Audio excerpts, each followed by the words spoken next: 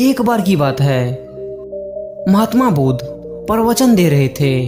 प्रवचन में आसपास के बहुत से लोग शामिल थे। सभी लोग ध्यान से बुद्ध को सुन रहे थे। कुछ देर में प्रवचन समाप्त हो गया। लोगों ने बुद्ध को प्रणाम किया और अपने अपने घर चल पड़े। पर एक युवक वहां पर बैठा रह गया। बुद्ध की नजर उस युवक पर पड़ी तो वे पूछ बैठे, क्या बात है, कोई जिज्ञासा है क्या? युवक बुद्ध के पास गया और प्रणाम करके बोला, प्रभु, बहुत उलझन में हूँ। जितना इस बारे में सोचता हूँ उतना ही उलझ जाता हूँ। कैसी उलझन है? बुद्ध ने प्रश्न किया। युवक हाथ जोड़कर बोला, प्रभु, यह संसार कितना विशाल है। संसार में लाखों करोड़ों लोग निवास करते हैं। उनमें भी एक से एक बढ़कर विद्वान, कलाकार, योद्धा निवास कर रहे हैं। ऐसे में उन सब के बीच मुझ जैसे सामान्य प्राणी का मूल्य क्या है? युवक की बात सुनकर बुद्ध मुस्कुरा दिए। वे बोले, तुम्हारी जिज्ञासा का उत्तर मिल जाएगा, पर इसमें थोड़ा सा समय लगेगा। तब तक मेरा एक छोटा सा काम कर सकते हो। युवक ने पुनः हाथ जोड़ लिए। आप आदेश करें प्रभु। बुद्ध ने युवक को एक चमकीला पत्थर देते हुए कहा, तुम्हें इस पत्थर का मूल्य पता करना है, पर ध्यान रहे इसे बेचना नहीं है, सिर्फ मूल्य पता करना है। जैसी आज्ञा प्रभु। कहते हुए युवक ने बुद्ध से वह पत्थर ले लिया। उसने एक बार फिर से उन्हें प्रणाम किया और बाजार की ओर चल पड़ा। बाजार वहां से ज्यादा दूर नहीं था। युवक थोड़ी देर में वहां पहुंच गया। सुबह का समय था, इसीलिए अभी ठीक से बाजार लगा नहीं था। वहां पर इक्का दुक्का दुकान ही थे। युवक ने जिज्ञासावश इधर उधर नजर दौड़ाई। उसे एक पेड़ के नीचे एक दुकानदार नजर आया। वह आम बेच रहा था। युवक उस दुकानदार के पास पहुंचा और उसे पत्थर दिखाते हुए बोला, क्या आप इस पत्थर की कीमत बता सकते हैं? वह समझ गया कि अवश्य ही यह कोई कीमती पत्थर है।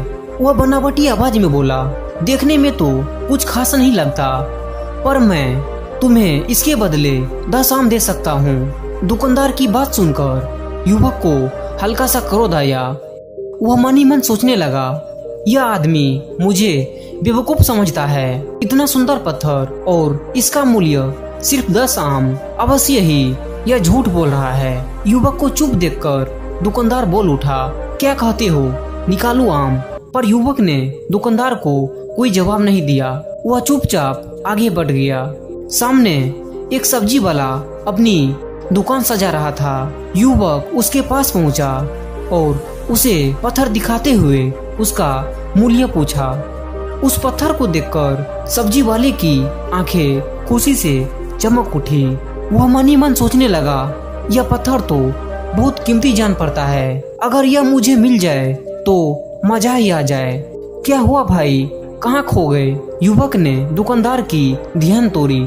सब्जी वाला चौंकता हुआ बोला, कुछ नहीं, मैं तो बस मन ही मन इसकी कीमत की गणना कर रहा था। वैसे मैं इस पत्थर के बदले तुम्हें एक बोरी आलू दे सकता हूँ। सब्जी वाले की चेहरे की कुटिलता देखकर युवक समझ गया कि यह दुकानदार मुझे मूर्ख बना रहा है।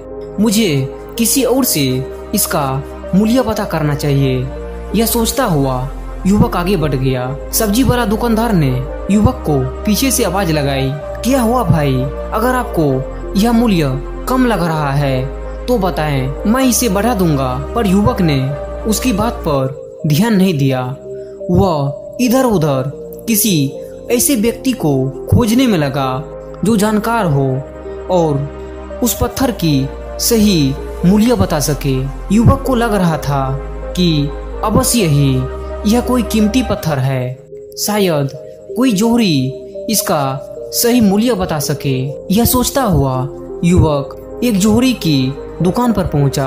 जोहरी अपनी दुकान को अभी खोल ही रहा था, उसने युवक को अपनी दुकान की ओर आते दूर से देख लिया था। साथ ही उसने युवक का हुलिया देखकर यह भी भाप लिया था कि यह कोई गरीब व्यक्ति है जो संभवतः कोई गहना बेचने आया होगा। जोहरी ने हाथ जोड़कर युवक को नमस्कार किया और मुस्कुराता हुआ पूछा, बताइए महोदय, मैं आपकी क्या सेवा कर सकता हूँ। युवक ने बुध का दिया पत्थर अपनी हथेली पर रख दिया और बोला, इसका मूल्य पता करना था। पत्थर को देखते ही जोहरी उसे पहचान गया कि यह तो बेशकीमती रूबी पत्थर है जो किस्मत वाले को मिलता है। वह बोला, यह पत्थर मुझे दे दो और मुझसे 1 लाख रुपये ले लो। कहते हुए जोहरी ने पत्थर लेने के लिए अपना दाहिना हाथ बढ़ाया, पर तब तक युवक ने पत्थर को अपनी मुट्ठी में बंद कर लिया था। उसे पत्थर का मूल्य का अंदाजा हो गया था, इसीलिए वह बुध के पास जाने के लिए मुड़ गया। जोहरी ने उसे पीछे से आवाज लगाई, अरे रुको तो भाई, मैं इसके बदले 50 लाख दे सकता हूँ। युवक को वह पत्थर बेचना तो था नहीं, इसीलिए वह रुका नहीं और दुकान के बाहर आ गया।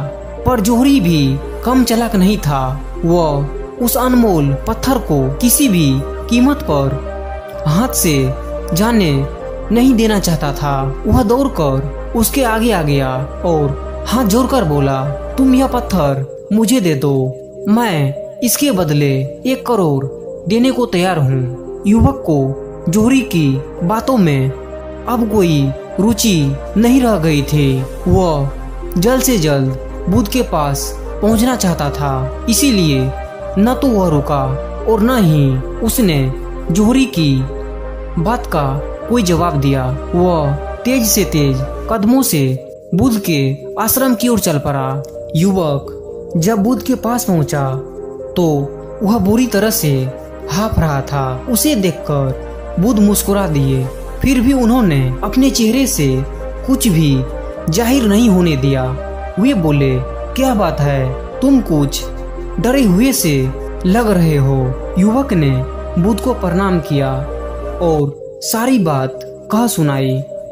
साथ ही उसने वह पत्थर भी उन्हें वापस कर दिया। बुध बोले, आम वाले ने इसका मूल्य 10 आम बताया, आलू वाले ने 1 बोरी आलू और जोहरी ने बताया कि यह अनमोल है। इस पत्थर के गुण जिसने जितने समझे उसने इसका मूल्य उसी हिसाब से लगाया। ऐसे ही यह जीवन है, प्रत्येक व्यक्ति खान से निकले हुए एक हीरे के समान है जिसे कभी तराशा नहीं गया है। जैसे जैसे समय की धार व्यक्ति को तराशती जाती है, व्यक्ति की कीमत बढ़ती जाती है। यह दुनिया व्यक्ति को जितना पहचान पाती है उसे उतनी ही महत्व देती है। कहते हुए बुध ने एक क्षण के लिए रुके, फिर बोले, किंतु आदमी और हीरे में अंतर यह है, हीरे को कोई दूसरा तराशता है और व्यक्ति को अपने आप को स्वयं ही तराशना पड़ता है। जिस दिन तुम अपने आप को तराश लोगे, तुम्हें भी दूसरा मूल्य बताने वाला कोई न कोई जोहरी मिल ही जाएगा।